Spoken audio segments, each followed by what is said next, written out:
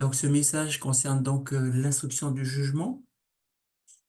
La parole de Dieu nous dit clairement qu'il nous faut tous comparaître devant le tribunal de Christ, parce que chacun devra rendre compte à Dieu pour lui-même. Mais le message de ce soir, donc, c'est pas ce chapitre de la tragédie des siècles, c'est le message qui doit vraiment nous faire prendre conscience du temps où nous sommes. La parole de Dieu nous dit dans Daniel chapitre 7, où Daniel donc voit cette vision céleste du jugement. Il regarde pendant que l'on place des trônes et l'ancien des jours s'assoit. Son vêtement était blanc comme la neige et les cheveux de sa tête étaient comme de la laine pure. Son trône était comme des flammes de feu et les roues comme un feu ardent. Un fleuve de feu coule et sort de devant lui. 1000 milliers le servent, 10 000 millions se tiennent dans sa présence. Les juges s'assoient, les livres sont ouverts. C'est ce que donc Daniel voit dans cette vision. Et il regarde pendant ses visions nocturnes et voici sur les nuées des cieux arrive quelqu'un de semblable à un fils de l'homme. Il s'avance vers l'ancien des jours, on le fit approcher de lui. Qui est-il, ce fils de l'homme? C'est Christ qui est venu comme souverain sacrificateur. Il est entré une fois pour toutes dans le lieu très saint avec son propre sang, ayant obtenu une rédemption éternelle. Et son but, lorsqu'il est entré dans ce sanctuaire, non pas fait de main d'homme, mais non pas en imitation de véritable, mais dans le ciel même, il est venu afin de comparaître maintenant pour nous devant la face de Dieu. Donc c'est cette scène du jugement que Daniel voit. Et cette scène du jugement a lieu dans un timing historique que Dieu a déjà prophétisé. Dans la vision de Daniel chapitre 8, on nous parle de 2300 soirs et matins, puis le sanctuaire sera purifié. Donc ça représente 2300 années, mais dans la première partie de ces 2300 années, il y a 70 semaines, 490 années qui sont réservées au peuple juif. Et jusqu'au Messie, à partir du début de cette période, en 457, eh bien, le Messie doit arriver au bout de 69 semaines, c'est-à-dire 483 années. Ça tombe en l'année 27. C'est l'année où Jésus a été baptisé, a été oint. Et pendant la dernière semaine des 70 semaines réservées pour les Juifs, pour Jérusalem et pour l'arrivée du Messie, eh bien, Jésus va officier et va offrir sa vie en sacrifice au milieu de la semaine dans l'année 31. Il va faire une alliance à travers ses apôtres avec l'humanité, puisque ces apôtres vont continuer la propagation de l'évangile. Jésus est mort, Jésus est ressuscité, mais dans le ciel, il est là pour nous. Et puis, son église, à partir du moment où Étienne a été lapidé à Jérusalem, son église a répandu l'évangile partout, à Jérusalem, en Judée, en Samarie, jusqu'aux extrémités de la terre. Et donc, ça nous amène dans cette période de 2300 années jusqu'en année 1844. Et donc, à partir de 1844, c'est là que la purification du sanctuaire commence. Donc, tout ça, ce sont des choses que nous tous, les adventistes septième jour, avons étudiées, étudiants, connaissant parfaitement ce panorama historique. Mais au niveau de la symbolique, ça concerne quoi? La purification du sanctuaire, qu'est-ce que c'est? À partir de 1844. De même que il y avait dans le désert, lorsque Moïse a délivré les enfants d'Israël, des prescriptions cérémonielles sur comment on était sauvé, comment on obtenait le pardon. Dieu avait mis aussi une image de son sanctuaire céleste dans le sanctuaire terrestre. Et à travers tout ce qui avait été prescrit à l'époque à Moïse et au peuple d'Israël, qui a perduré pendant des siècles, eh bien, Dieu a prescrit une image de comment se faisait donc le salut, comment se faisait la purification du peuple. Et nous avons dans cette description des cérémonies rituelles de l'Ancien Testament, d'une part, ce qu'on appelle les services quotidiens, c'est les services en général qui se focalisent autour du pardon. Donc, quand on avait péché, on venait au sanctuaire et on demandait pardon à travers le sacrifice d'un animal qui préfigurait le sacrifice du Messie. Et lorsque tous ces services quotidiens se faisaient pendant l'année, eh bien, il y avait un transfert une trace de ces sacrifices pour le péché, pour le pardon, qui était transféré dans le lieu saint, dans le lieu très saint, devant le lieu très saint, sur le voile, soit par la viande, soit par le sang. Et à la fin de l'année, il y avait une cérémonie spéciale, un service annuel où, dans le lieu très saint, donc ce qu'on voit à gauche sur l'image, le grand prêtre, le souverain sacrificateur, faisait la purification de tout le sanctuaire et par la même occasion, symboliquement, la purification de tout le peuple qui était assemblé spécifiquement, spécialement ce jour-là. Pendant 10 jours, il s'était repenti à l'ouïe de la fête des trompettes qui était là pour leur rappeler qu'il fallait se repentir parce que ce jour-là, le jour de la purification du sanctuaire, qu'on appelle aussi le jour des expiations, le jour de ce service une fois par an, Dieu devait purifier tout son peuple. Mais c'était un jour de jugement. Pourquoi c'était un jour de jugement? Parce que pendant toute l'année, dans les services quotidiens, eh bien, Dieu donnait le pardon à travers tous les sacrifices. Dans ce verset que nous connaissons bien, 1 Jean 1, verset 9, si nous confessons nos péchés, Dieu est fidèle et juste pour nous les pardonner et pour nous purifier de toute iniquité. Il y a deux choses distinctes. Lorsque nous confessons nos péchés, donc lorsque l'Israélite venait chaque jour de chaque moment de l'année demander pardon, nous confesser son péché, il se repentait, eh bien, Dieu pardonnait à travers ce sacrifice qui préfigurait le sacrifice de Jésus. Mais le jour des expiations, il y avait la deuxième partie qui est dans le verset, parce que la promesse de Dieu, si nous confessons nos péchés, il y a d'une part le pardon de nos péchés, il y a d'autre part, et en finale, la purification totale de toute iniquité dans notre vie.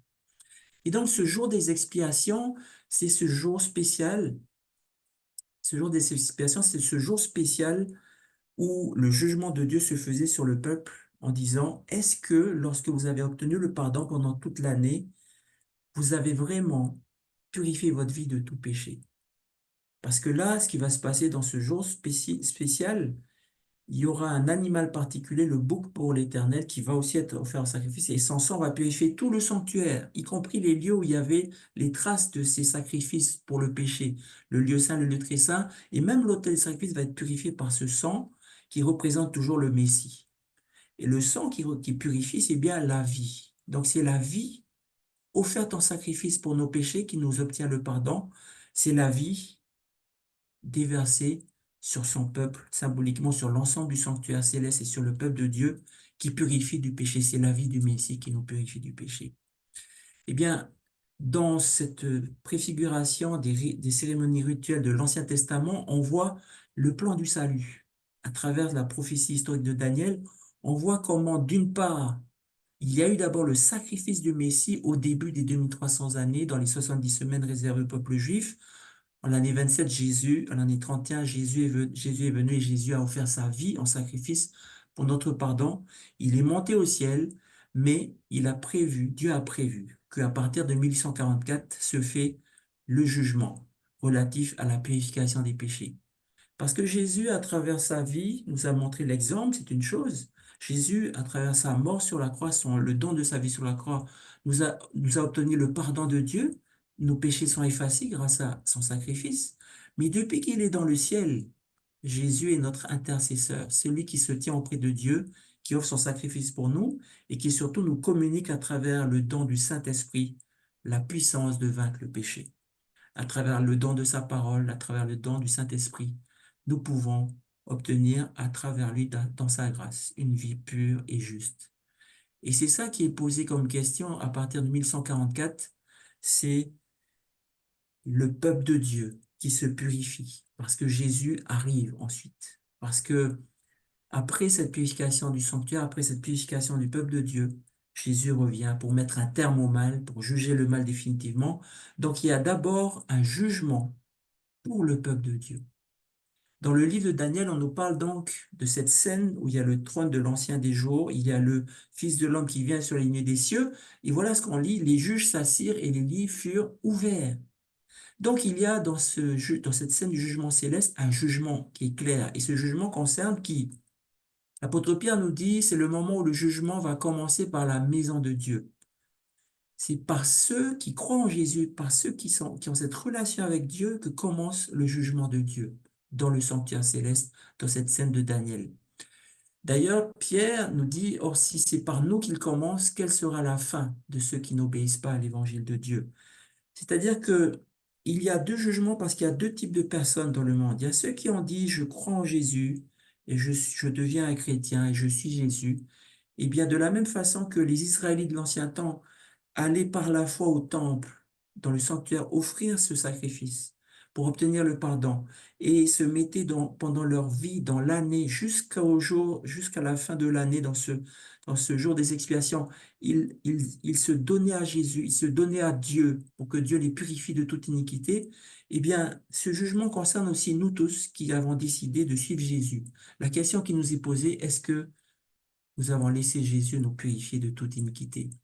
Parce que, première catégorie, c'est ceux qui suivent Jésus, que Jésus veut purifier complètement. Et c'est à partir de 1144 que se pose cette question. Est-ce que nous laissons Jésus nous purifier complètement? La deuxième catégorie, c'est ceux qui n'obéissent pas à l'évangile de Dieu. C'est ceux qui n'acceptent pas le don de la grâce. Leur sort est déjà scellé. Il y a un premier jugement pour ceux qui suivent Jésus. Il y a un deuxième jugement à la fin des temps, à la fin du millénium, où là on parle de quiconque ne fut pas trouvé écrit dans le livre de vie fut jeté dans les temps de feu. Donc il y a un jugement pour les méchants qui attend à la fin du millénium. Après que Jésus soit revenu, il y a un millénium, nous dit l'Apocalypse. Il y a un jugement pour ceux qui ont refusé la grâce de Dieu. Mais donc, quiconque ne fut pas trouvé écrit dans le livre de vie, ça nous parle aussi de ce livre de vie. On parle des juges qui s'assoient, des livres qui sont ouverts, on va parler de ces livres rapidement, mais il y a un livre de vie, c'est ce livre de vie qui fait que nous pouvons entrer dans la cité de Dieu, alors que si nous ne sommes pas inscrits dedans, eh bien, nous ne pourrons pas rentrer dans la cité céleste de Dieu. Et donc, c'est d'abord par la maison de Dieu, c'est par ceux qui ont cru en Dieu pendant tous les siècles que commence, à partir de 1144, ce jugement dans le ciel. Et dans ces livres, nous trouvons ce qu'on appelle le livre des souvenirs. Ceux qui craignent l'Éternel se parlèrent l'un à l'autre, l'Éternel fut attentif et l'écouta, et un livre de souvenirs fut écrit devant lui pour ceux qui craignent l'Éternel et qui honorent son nom. Ellen White nous écrit que tous les actes de justice que nous faisons en tant que croyants, en tant que disciples de Jésus, tous nos actes de justice sont immortalisés dans le livre de Dieu, dans le livre de souvenirs. Toute tentation repoussée, toute mauvaise action surmontée, toute parole douce et compatissante les uns envers les autres, ceux qui se parlent, ceux qui craignent l'Éternel se parlent, que se disent-ils? Soit ils se critiquent, soit ils s'encouragent, soit ils se fortifient, soit ils se corrigent les uns les autres, soit ils s'entraînent, ils s'exhortent pour sortir du péché. Et tout ça est inscrit dans le livre de souvenirs. On y voit aussi dans ces livres le récit de toutes les souffrances, de toutes les peines, de tous les sacrifices endurés pour l'amour de Jésus, nous dit Ellen White. Le psalmiste fait référence à ça lorsqu'il écrit « Recueille mes larmes dans ton outre ». Ne sont-elles pas inscrites dans ton livre?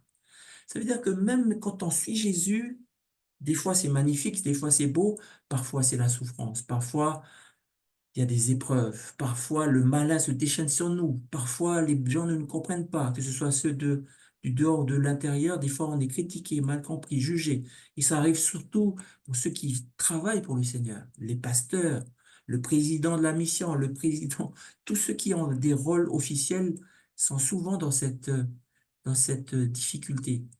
Ceux qui travaillent, qui n'ont pas de rôle non plus officiel, eux aussi travaillent pour Dieu. Eh bien, ils ne sont pas épargnés. Mais tout ce qu'on a pu souffrir pour le nom de Jésus, c'est inscrit dans le livre de Dieu. Dieu amènera toute œuvre en jugement au sujet de tout ce qui est caché, même si les autres ne savent pas. Dieu le sait. Et dans ces livres figure tout ce qui est caché. Ça va être dévoilé au grand jour devant le ciel entier, soit ce qui est bien, soit ce qui est mal. Tout ce que nous faisons dans notre vie a un impact dans le ciel. Tout ce que nous faisons dans notre vie est important pour Dieu, à tel point que c'est écrit, parce que ça témoigne pour Dieu, ça témoigne contre nous, ça témoigne pour Satan ou contre Satan. Ces choses devant l'univers sont très, très importantes. Jésus va nous dire même, je vous le dis au jour du jugement, les hommes rendront compte de toute parole vaine qu'ils auront proférée, car par tes paroles tu seras justifié, par tes paroles tu seras condamné. Quand on lit ces choses, souvent on n'y pense pas. Souvent on parle, et moi le premier, des fois je parle, je dis ce que je pense, je dis ce qui va pas, je dis ce que j'aime pas, et puis on se rend pas compte que tout cela est consigné dans les livres de Dieu. Dans le livre de souvenirs pour ce qui est bien, dans les livres complets de tout ce qu'on a fait pour ce qui est moins bien. Le Seigneur mettra en lumière tout ce qui est caché dans les ténèbres et il manifestera les desseins des cœurs. Et la droite va très loin, elle dit toute œuvre humaine passe en revue devant Dieu pour être classée comme acte de fidélité ou d'infidélité. En face de chaque nom, dans les régies du ciel, sont couchés avec une redoutable exactitude toute parole mauvaise, tout acte égoïste, tout devoir négligé, tout péché secret, toute dissimulation. Les avertissements du ciel oubliés, les moments perdus, les occasions non utilisées, les influences exercées, bonnes ou mauvaises, selon ce qu'on a fait, ce qu'on a dit aux autres et comment ça les a induits en erreur ou induits dans la grâce ou dans la justice, avec leurs résultats les plus éloignés, tout ce qu'on a fait, tout est fidèlement inscrit par l'ange enregistreur. Et la loi de Dieu, nous dit Ellen White, et c'est ce que la parole nous dit aussi, c'est la norme par laquelle les caractères et les vies seront éprouvés au jour du jugement. L'Ecclésiaste nous dit, observe, crains Dieu et observe ses commandements, c'est là ce que doit faire tout homme, car Dieu amènera tout œuvre en jugement au sujet de tout ce qui est caché, soit bien, soit mal. Nous devons agir, parler comme devant être jugés par une loi de liberté. Quelle loi, nous dit Jacques? C'est la loi qui comprend ces deux commandements. Tu ne commettras pas d'adultère, tu ne tueras point. C'est la loi des 10 commandements. Mais c'est toute la loi de Dieu. Et quand on regarde cette scène du jugement, on se dit, il y a des livres, il y a des juges. Tiens, qu'est-ce qui se passe? On doit prendre conscience que dans ces livres, c'est notre vie, c'est ma vie, dans toute sa complétude, dans toute sa dignité, dans toute sa beauté, dans toute son horreur, dans toute sa faiblesse. C'est ma vie, c'est notre vie qui est dedans. Heureusement, cette scène de la vision de Daniel, chapitre 7, nous décrit donc le Fils de l'homme qui s'avance sur les nuées des ciels vers l'ancien des jours. L'ancien des jours, le Père sur son trône préside le jugement. Les juges sont là pour instruire le jugement. Le ciel entend le jugement. Le ciel entend tout ce qui se passe dans notre vie, tout ce qui s'est passé, et chaque être humain, depuis l'origine du monde, passe en jugement à partir de 1844. Heureusement, nous avons un avocat. Nous avons un avocat auprès du Père, Jésus-Christ le juste. Il peut sauver parfaitement ceux qui s'approchent de Dieu par lui. Il est toujours vivant pour intercéder en notre faveur. Ainsi, la vie de tous ceux qui ont cru en Jésus est examinée devant Dieu dans l'ordre où ils sont inscrits. Commençons par les premiers habitants de la terre, notre avocat présente le cas des croyants de chaque génération successive et termine par ceux des vivants. Nous sommes encore vivants, donc on ne sait pas à quel moment notre nom passe, mais depuis 1144, ça a commencé, depuis les morts jusqu'aux vivants. Chaque nom est mentionné, chaque cas est pesé avec le plus grand soin. Des noms sont acceptés, d'autres sont rejetés.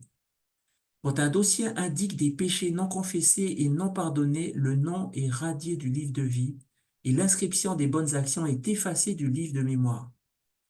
Là, il y a un point très important. Dans le rituel ancien de Moïse, dans le sanctuaire du désert, dans les prescriptions cérémonielles de l'Ancien Testament, qui préfigurent, qui symbolisent la vraie action, le vrai plan du salut en grand pour l'univers de Dieu dans le ciel, sanctuaire terrestre, prescription cérémonielle qui montre comment Dieu pardonne et purifie.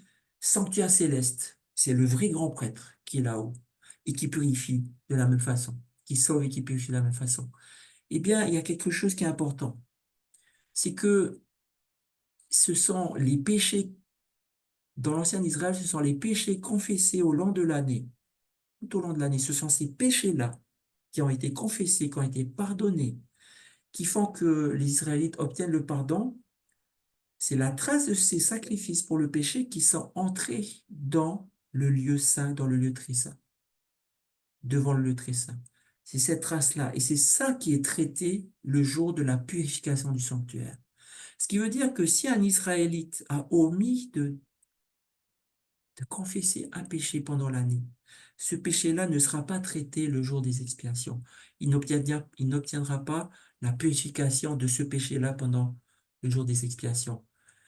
Ça veut dire que si j'ai été convaincu par le Saint-Esprit que j'ai péché et je vais demander pardon à Dieu et que je demande à Dieu sa purification, que Jésus vienne vivre en moi, Jésus va me donner la puissance de vaincre et de vaincre ce péché-là et d'être purifié de toute iniquité, de tous mes péchés.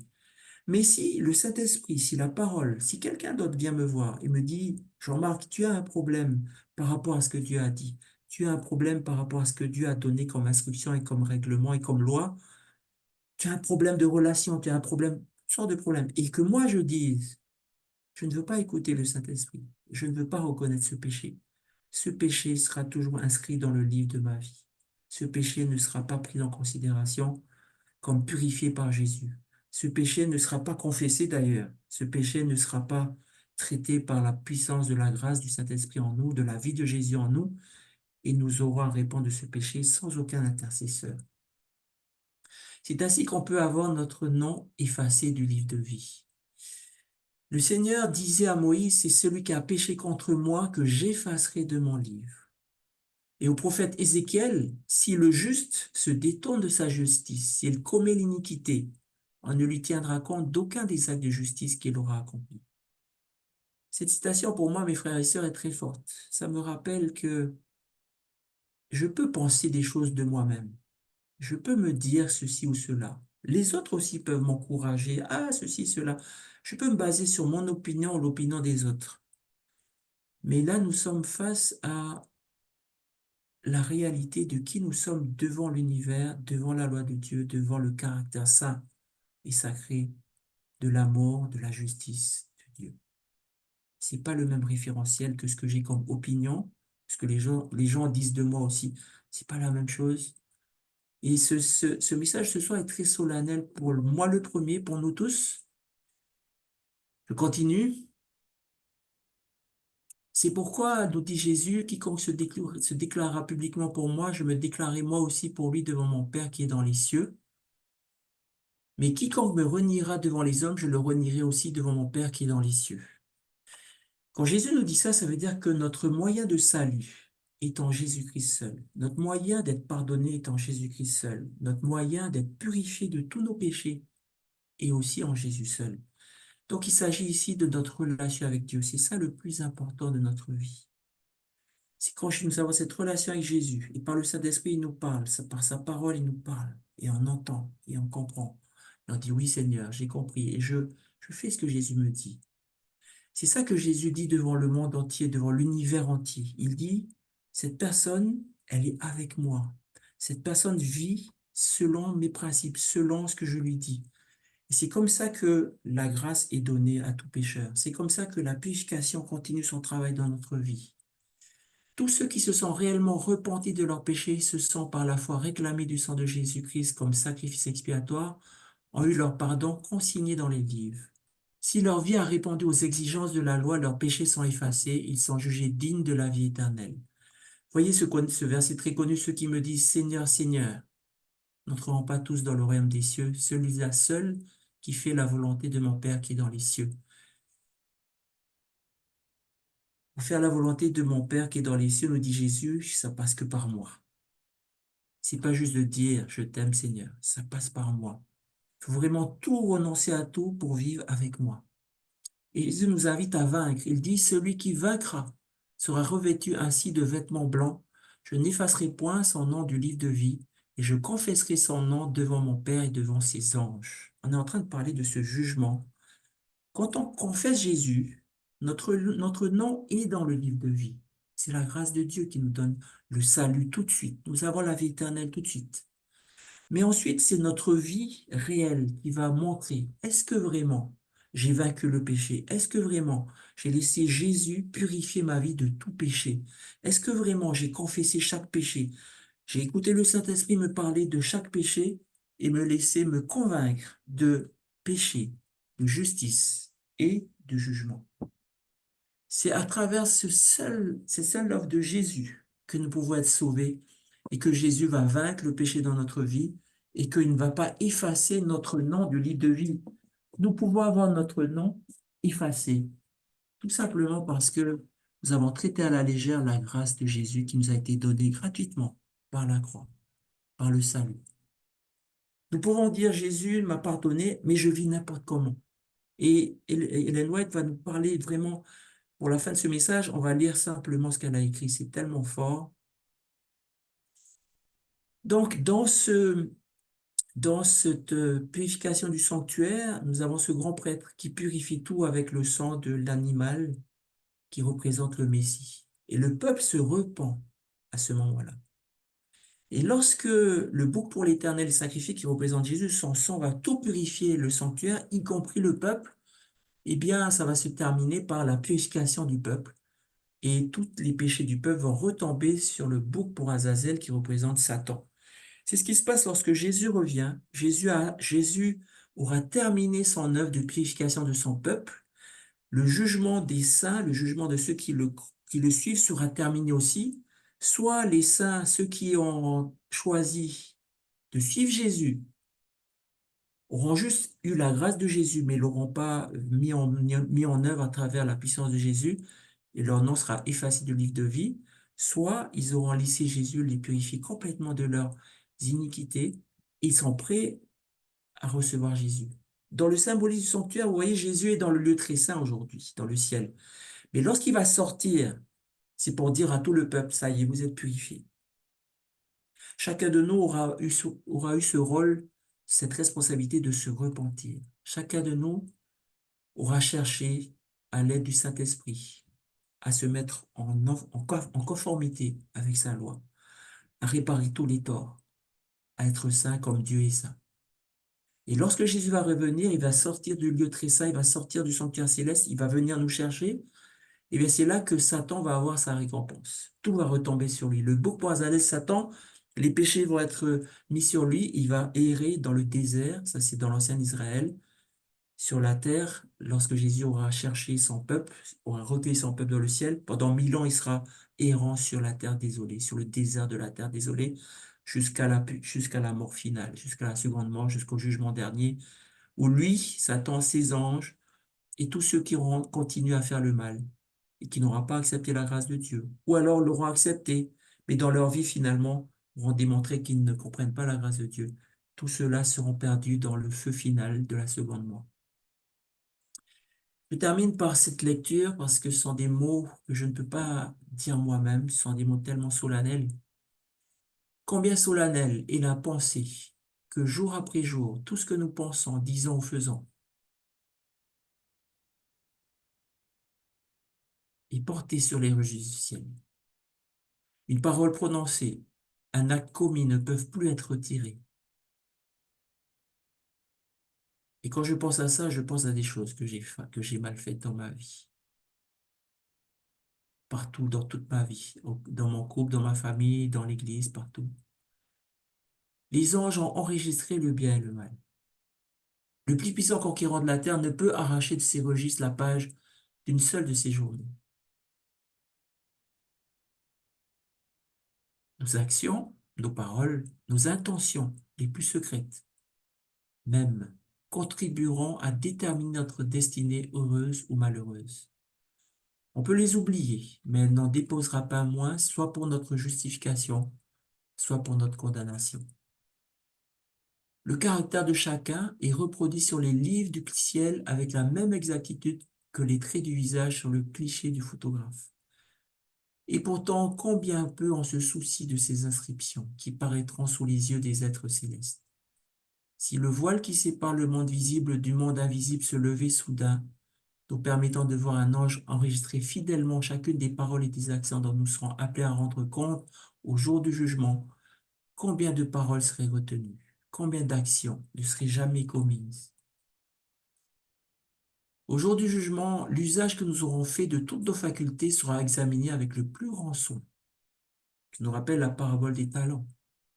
Quel emploi faisons-nous du capital que le ciel nous a prêté? Le Seigneur le retrouvera-t-il avec les intérêts?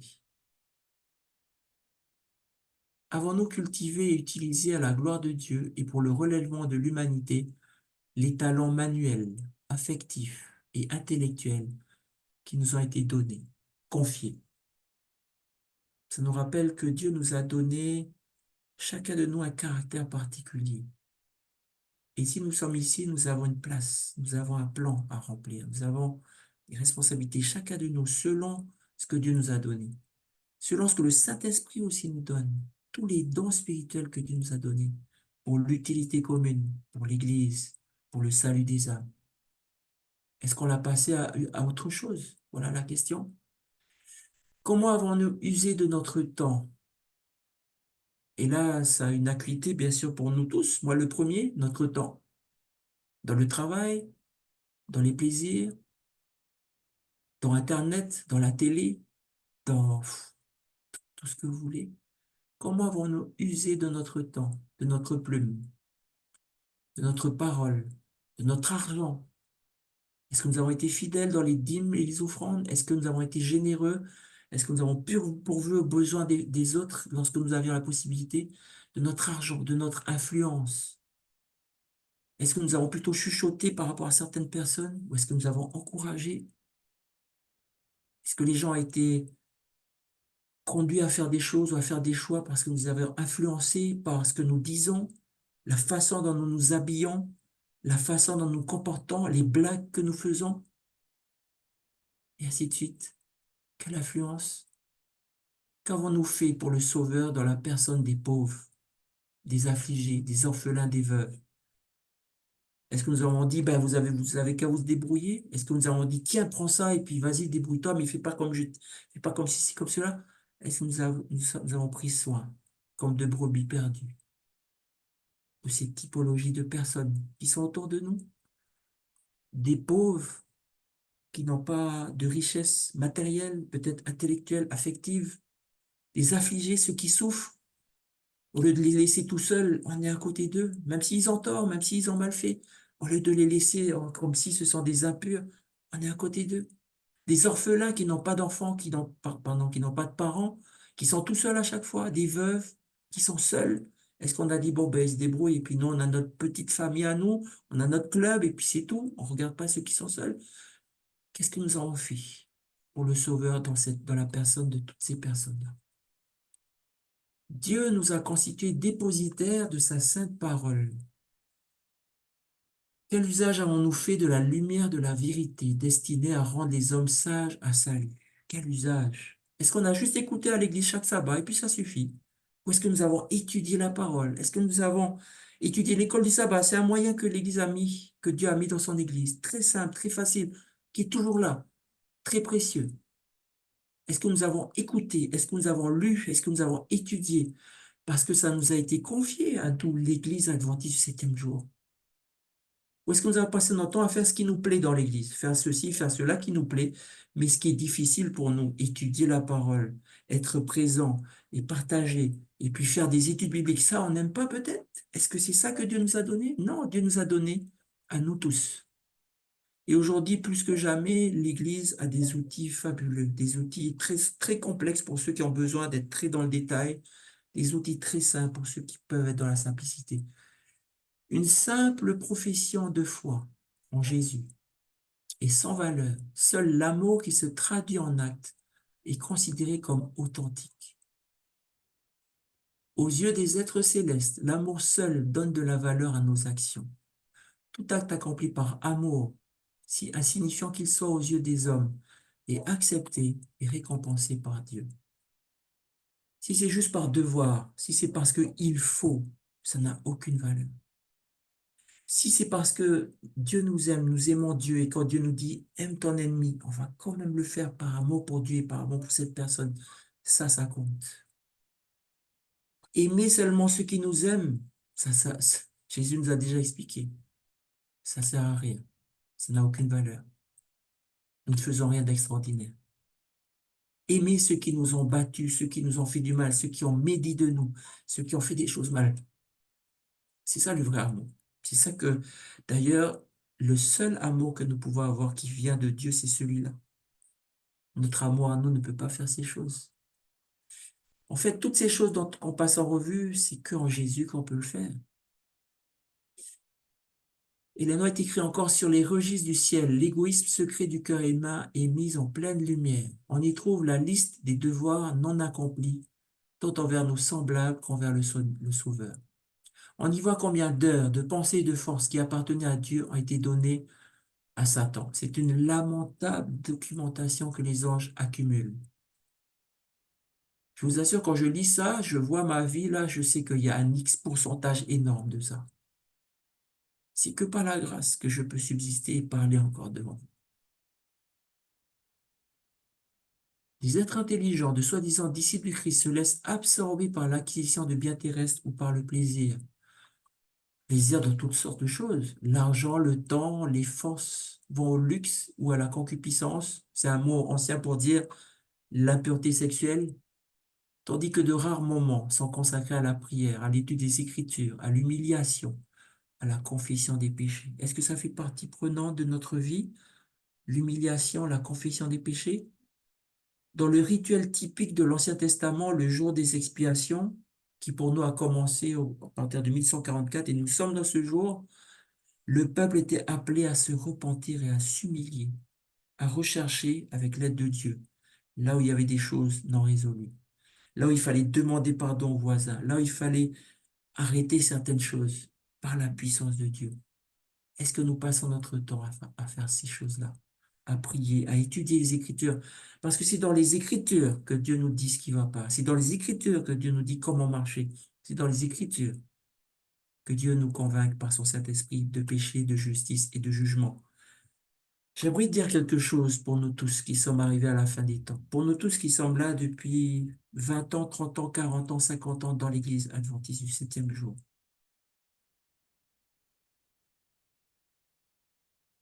La seule chose qui a fait que l'Église adventiste du septième jour existe, la chose qui la distingue de toutes, c'est l'Écriture, ce sont les prophéties. La seule chose qui vous informe de comment nous sommes sauvés par Jésus, ce n'est pas le Saint-Esprit qui vous a soufflé ça dans votre oreille quand vous étiez en train de prier, c'est l'Écriture. Et l'Écriture, c'est le témoignage infalsifiable de la parole de Dieu en nous. Et le Saint-Esprit a dirigé que quelqu'un ait écrit ces Écritures. Le Saint-Esprit est là pour nous faire comprendre ces Écritures et pour nous faire appliquer ces Écritures. Si nous sommes seulement en train de prier, de demander le Saint-Esprit, mais de ne pas être dans les Écritures, nous sommes aussi perdus que des personnes autour de nous qui disent Dieu m'a parlé, le Saint-Esprit m'a dit que, en disant le contraire des Écritures. Nous sommes pareils. Et regardons combien de temps nous passons à lire les Écritures à l'aide du Saint-Esprit, à prier les promesses des Écritures à l'aide du Saint-Esprit. C'est l'appel de Dieu aujourd'hui pour nous, l'Église adventiste. Ceux qui veulent se mettre au bénéfice de la médiation du Sauveur ne doivent pas se laisser détourner par quoi que ce soit du devoir de travailler à leur sanctification dans la crainte de Dieu. Les heures précieuses gaspillées dans le plaisir, le faste et l'amour de l'argent devraient être consacrées à la prière et à une étude assidue de la parole de Dieu. Étude assidue, ça veut dire tous les jours, autant que possible, sérieux. Le peuple de Dieu devrait comprendre parfaitement le sujet du sanctuaire et du jugement. Si nous sommes tellement pas sérieux avec Dieu, c'est certainement que nous n'avons pas compris parfaitement ce sujet de ce soir, que dans le sanctuaire céleste se déroule mon jugement, votre jugement, notre jugement. Et tout ce qu'on fait est inscrit, et tout ce qu'on fait, Jésus seul peut faire quelque chose. Mais c'est sa parole qui va nous guider pour cela, par la puissance de son esprit. Chacun devrait être au courant, nous dit Ellen White, de la position et de l'œuvre de notre souverain sacrificateur. Sans cette connaissance, j'appuie dessus, sans cette connaissance, vous pouvez prier 1000 heures, vous pouvez chanter 1000 heures, vous pouvez aller à l'église 1000 heures. Sans cette connaissance, il n'est pas possible d'exercer la foi indispensable en ce temps-ci, ni d'occuper le poste que Dieu nous assigne. Le poste que Dieu nous assigne individuellement, mais le poste que Dieu nous assigne en tant qu'Église. Sans cette connaissance, si on ne comprend pas cette chose, on va ressembler à beaucoup de chrétiens. On va ressembler... Bon, je m'arrête. Il y a tellement de choses à dire sur ce point-là. Parce que réfléchissons, quand on lit la Bible, quand on lit ce que Dieu nous dit de son peuple de la fin des temps, nous avons juste à réfléchir et à prier Dieu de nous montrer exactement la différence entre ce que Dieu dit dans sa parole du peuple de Dieu de la fin des temps et la réalité que nous avons aujourd'hui, que moi j'ai dans ma vie aujourd'hui, que nous avons dans notre vie, que nous avons dans notre Église. Est-ce que nous arrivons à percevoir l'énorme différence? Et pourquoi il y a cette différence? La parole de Dieu dit, mon peuple périt faute de connaissance. Et souvent, on va dire, oui, mais il faut pas seulement connaître, il faut aussi l'esprit, mais bien sûr, mais nous adorons Dieu en esprit et en vérité. Le cas de chacun est inscrit à la barre du divin tribunal. Chacun sera appelé à comparaître face à face devant le juge éternel. Il importe donc au plus haut point de penser souvent à cette scène du jugement, où les livres sont ouverts et où, comme Daniel, chacun sera debout pour son héritage à la fin des jours. Dans ce jugement-là, c'est pas seulement un jugement pour nous dire ce qui va pas, c'est surtout un jugement pour nous dire, pour tous ceux qui suivent Jésus à 100%, qui renoncent à tout péché, qui écoutent le Saint-Esprit et qui suivent le Saint-Esprit dans la parole, pour que la parole nous guide vers Jésus et dans le chemin de Jésus. Pour toutes ces personnes-là, le jugement est un jugement positif, un jugement favorable, où nos noms sont conservés, sont enregistrés, sont verrouillés dans le livre de vie. Mais il nous faut penser à ça souvent. C'est ce que nous dit Ellen White. Il y a très longtemps, lorsque j'ai appris cet enseignement du sanctuaire où Jésus est là pour nous défendre selon sa grâce, mais où nous avons un rôle à jouer, à toujours être avec lui, à grandir de victoire en victoire sur chaque péché, je me suis dit, Jésus confesse notre nom. Jésus dit, un tel sur la terre a confessé mon nom, je suis là pour lui. Je suis mort pour ses péchés. Mon Saint-Esprit est sur lui, il est dans mon église et ma parole le conduit. Jésus nous dit tout ça. Jésus est là devant l'univers, il dit ça de chacun de nous. J'espère, en tout cas. J'espère que c'est ce qu'il dit de moi. C'est sa promesse. Et quand j'ai compris ces choses, je me suis dit, mais je ne peux plus continuer à faire des choses. Quand il y a quelqu'un qui m'a fait du mal, j'ai beaucoup pensé, moi je suis là, ah oui, mais pourquoi il a fait ça? Je ne suis pas content, je suis frustré. Et c'est très naturel, c'est la chair. Mais je ne peux pas rester là pendant une semaine, un mois, un an, 10 ans, 20 ans, je ne peux pas. Jésus est en train de faire quelque chose pour moi là-haut. Il nous faut penser toujours à ça. Il nous faut nous rassembler et dire maintenant on est tous avec Jésus et on va faire son travail. On va se pardonner, on va se réconcilier et on est maintenant des nouvelles créatures en Jésus. S'il y a des choses à demander pardon, on demande un simple pardon, on pardonne et puis ça y est, on y va et on fait le travail de Jésus.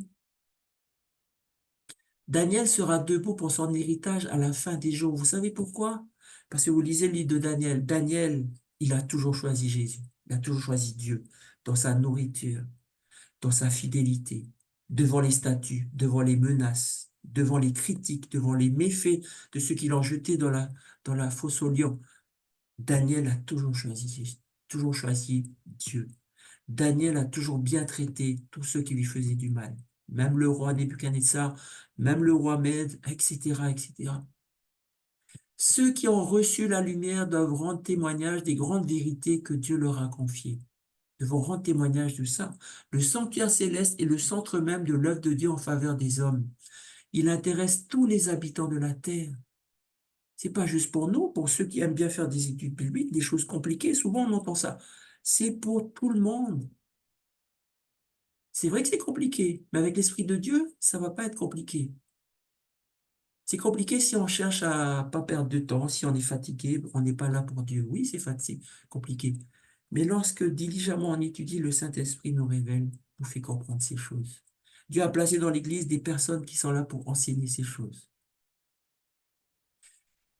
Cette chose intéresse tous les habitants de la terre. Il nous expose le plan de la rédemption, nous amène à la fin des temps et nous révèle l'issue triomphante du conflit entre la justice et le péché. Il est donc important que chacun l'étudie à fond et soit en état de rendre raison de l'espérance qui est en lui. Je me souviens un jour, il y avait un pasteur qui s'appelle Ivor Myers, qui parle en anglais, évidemment c'est un Américain, mais vous avez un de ses sermons traduit en français sur Internet, il fait le sanctuaire en 30 minutes. Mais il faut étudier, il faut répéter, il faut bien comprendre, il faut le faire, et ça se peut. Il est donc important que chacun l'étudie à fond et soit en état de rendre raison de l'espérance qui est en lui. Le sanctuaire, c'est ça, là, c'est ça, l'image de notre salut en Jésus-Christ. L'image complète. Il y a la croix, il y a le baptême, il y a l'Église, il y a le Saint-Esprit, il y a la parole, il y a la prière, il y a les commandements, il y a le sabbat, il y a le jugement, il y a la grâce, il y a la purification de tous les péchés. Il y a tout dedans. Nous vivons à l'époque du grand jour des expiations. Dans le culte mosaïque, pendant que le souverain sacrificateur faisait l'expiation pour Israël, chacun devait se repentir de ses péchés et s'humilier devant le Seigneur sous peine d'être retranché de son peuple. Maintenant de même, pendant les quelques jours de grâce qui restent encore, tous ceux qui veulent que leur nom soit maintenu dans le livre de vie doivent affliger leur âme devant Dieu, ressentir une véritable douleur de leurs péchés et faire preuve d'une sincère conversion. Encore une fois, la conversion en Jésus, c'est ça qui fait que tout est rendu possible. Nous ne sommes pas en train de dire, il faut faire tout ce que Dieu a dit. On ne peut pas le faire. Mais quand Dieu nous parle de la repentance, alors on doit accepter cette repentance. Quand Dieu nous parle de notre péché, nous devons accepter cette chose. Quand Dieu nous dit, en Jésus, tu obtiens grâce et tu as la justice maintenant. Et tu peux marcher dans une vie de justice. Alors faisons-le. C'est ça la conversion. Un sérieux retour sur soi-même est nécessaire. Il faut, chez un bon nombre de ceux qui se disent disciples du Christ, que la légèreté et la frivolité disparaissent. Au prix d'une guerre sérieuse, on parviendra à vaincre ces tendances mauvaises et à remporter la victoire, car cette œuvre de préparation est une affaire individuelle. Nous ne sommes pas sauvés par groupe. La pureté et la consécration de l'un ne sauraient compenser le défaut de ses qualités chez un autre. Quoique toutes les nations doivent passer en jugement, Dieu examinera le cas de chaque individu avec autant de soin que si celui-ci était seul sur la terre. Je veux dire quelque chose d'important.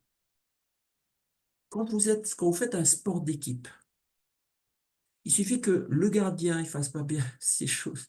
Il suffit que l'attaquant ne marque pas de but. Il suffit que le défenseur ne défende pas. C'est l'échec pour tout le monde. Chacun est responsable pour soi-même. Et c'est Dieu qui nous appelle individuellement. Mais nous avons, comme dans l'ancien temps, cette responsabilité vis-à-vis de nos frères et sœurs aussi. D'être avec Jésus, pour eux, de les encourager. Chacun de nous, c'est Jésus et moi. Solennelles sont les scènes qui marquent l'achèvement de l'expiation. Cette œuvre comporte des intérêts d'une valeur infinie. Le tribunal suprême siège maintenant depuis plusieurs années. Bientôt, nul ne sait quand, les dossiers des vivants y seront examinés. Bientôt, notre vie passera sous le redoutable regard de Dieu. Il convient donc plus que jamais de prendre garde à cette exhortation du Sauveur. Prenez garde, veillez et priez, car on ne savait quand ce temps viendra. Et si tu ne veilles pas, je viendrai comme un voleur, tu ne sauras pas à quelle heure je viendrai sur toi. J'aimerais dire une chose de cette citation. J'ai entendu dans toute ma vie dans l'Église, j'ai lu des articles où certaines personnes, et j'ai même entendu des personnes lorsqu'on prêchait cela, être pétrifiées de terreur. Parce qu'ils disaient, waouh, mais peut-être que mon dossier passe, ou alors il est déjà passé et mon nom a déjà été retiré. Vous savez, si vous faites des films comme ça, vous n'êtes pas en train de rendre justice au plan de salut de Jésus.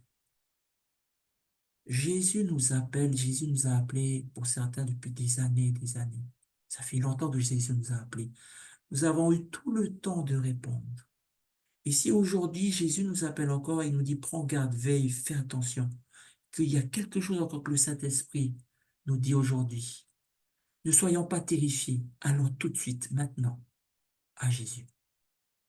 Parce que tout de suite maintenant, nous pouvons avoir la grâce de Jésus. Tout de suite maintenant, nous pouvons avoir la promesse de sa puissance, la puissance de son Saint-Esprit, à travers sa parole, nous soyons vainqueurs de toutes ces choses. Jésus a déjà fait ces choses depuis longtemps pour chacun de nous. Chaque seconde qui passe, c'est encore un sursis, une opportunité, une chance. Ne faisons pas comme si Dieu, peut-être, ça y est, on est mort, on est fini, ça y est, c'est terminé. Ne soyons pas remplis de terreur. Au contraire, soyons remplis d'espérance, soyons remplis de cette confiance, de cette foi pour courir à Jésus maintenant. Celui qui cache ses transgressions ne prospère point, mais celui qui les avoue et les délaisse obtient miséricorde. Satan cherche constamment à dominer sur nous par nos défauts, sachant bien que si nous les caressons, il finira par réussir. Pour cela, il nous trompe par ce fatal sophisme. C'est une phrase qui est fausse, mais il va nous dire, il n'était pas possible de vaincre ce penchant. Si ceux qui cachent et excusent leurs fautes pouvaient voir Satan triompher à leur sujet, ils se hâteraient de les confesser, de les délaisser, en se rappelant que Jésus présente devant Dieu ses mains meurtries et son côté percé. Et il dit à tous ceux qui veulent le suivre, ma grâce te suffit. Amen. Alléluia. Vous savez, nous sommes sauvés par sa grâce. Nous avons une seule chose à faire, courir à notre Sauveur, lui confesser tout ce qu'on a qui va pas encore, se repentir. Et il va nous gracier. Et il va nous fortifier. Jésus nous dit, prenez mon joug sur vous, recevez mes instructions. Ces instructions sont dans sa parole. Car je suis doux et humble de cœur. Nous n'avons pas à avoir peur de Jésus. Il est doux, il est humble de cœur. Il veut nous sauver. C'est tout ce qui compte pour lui. Et il dit, vous trouverez du repos pour vos âmes. Nous sommes fatigués, mais Jésus nous donne du repos. Car mon joug est doux, mon fardeau léger. Lorsque nous prenons avec nous Jésus, c'est un fardeau doux et léger. Ça ne va pas nous écraser. Au contraire, Jésus va nous restaurer, nous fortifier, nous porter. Que nul donc, nous dit Ellen White, ne considère ses défauts comme incurables. Dieu vous donnera foi et grâce pour les surmonter. Je remercie le Seigneur pour ce message. Celui qui vaincra sera revêtu ainsi de vêtements blancs. Je n'effacerai point son nom du livre de vie, et je confesserai son nom devant mon Père et devant ses anges. Que Dieu nous fortifie. Dieu nous appelle ce soir encore. C'est pas la première fois, ce sera pas la dernière fois.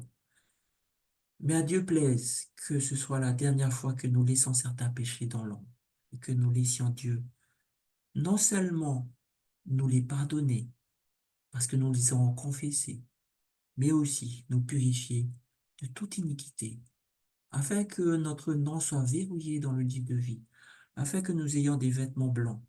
Dans l'Apocalypse, les vêtements blancs, ce sont les œuvres justes des saints. Et que devant l'univers, devant Dieu le Père, devant les anges, Jésus confesse mon nom, ton nom, votre nom, notre nom. C'est ça le souhait de Dieu. C'est pour cela que Jésus est mort pour nous. C'est pour cela qu'il intercède. Que Jésus nous vienne en aide, que Jésus soit dans notre vie. Que Dieu nous bénisse. Amen.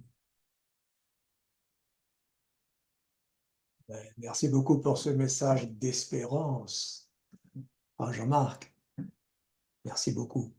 Est-ce que tu pourrais terminer par une prière et après quoi nous serons dirigés dans nos salles de prière pour ce soir? Et ensemble, notre Père qui est dans les cieux, ce soir nous avons vu combien nous négligeons complètement tout ce que nous faisons. Nous faisons des choses selon notre caractère, selon notre nature, selon nos habitudes. Et parfois, il y a des bonnes habitudes, et parfois, nous avons un bon caractère. Parfois. Mais tout ça est insuffisant, tout ça n'a aucune valeur. Parce que c'est seulement en Jésus que nous pouvons avoir cette espérance. C'est par le moyen de la foi que nos noms sont dans le livre de vie. Et que c'est uniquement par la grâce de Jésus. Parce que nous avons renoncé à toute chose pour lui. Parce que chaque fois que le Saint-Esprit nous parle à travers ta parole, nous obéissons à ta parole. Nous obéissons aux injonctions de l'Esprit quant à nos péchés, quant à notre repentance qui doit se faire, quant à notre confession, quant à nos réconciliations. Quand toutes ces choses, nous faisons ces choses, alors c'est toujours par Jésus. Alors tu nous gracies tout le temps. Alors notre livre, notre nom est inscrit, verrouillé dans ce livre de vie. Ô notre Dieu, ta parole est claire. Même si toute notre vie, nous avons confié notre vie en Jésus. Par sa grâce, nous sommes vainqueurs, nous avons vaincu l'iniquité, les péchés. Eh bien, si nous continuons comme cela, nous sommes sûrs d'être avec Jésus quand il descendra. Mais nous pouvons chuter. Comme dit Ézéchiel, comme tu as dit à Ézéchiel, Si le juste commet une iniquité, tout ce qu'il a fait de bien avant ne compte plus. Ô Seigneur notre Dieu, ce n'est pas ton souhait. Ton souhait, c'est que nous soyons à l'image de Jésus-Christ, ton Fils. Aussi, aide-nous à écouter le Saint-Esprit. Aide-nous à ne pas endurcir notre cœur. Aide-nous chaque jour qui passe à penser à ce jugement que tu veux en notre faveur dans le ciel. Chaque jour, aide-nous à penser aussi, à être conscient par ton esprit des paroles, des actes, des pensées, des intentions qui ne sont pas selon toi. Et Seigneur, dès maintenant, pardonne-nous et surtout purifie-nous de toutes nos iniquités, de toutes nos iniquités. Et fais cela pour ton Église. C'est cela notre prière ce soir. Bénis chacun de nous qui écoutons. Fais que c'est toi que nous écoutons maintenant. Et bénis chacune de nos familles. Et qu'à travers nous, ton plan de salut se dissémine partout, dans nos familles, nos entourages, jusqu'à ce que tu reviennes. Nous prions toutes ces grâces au nom de Jésus. Amen.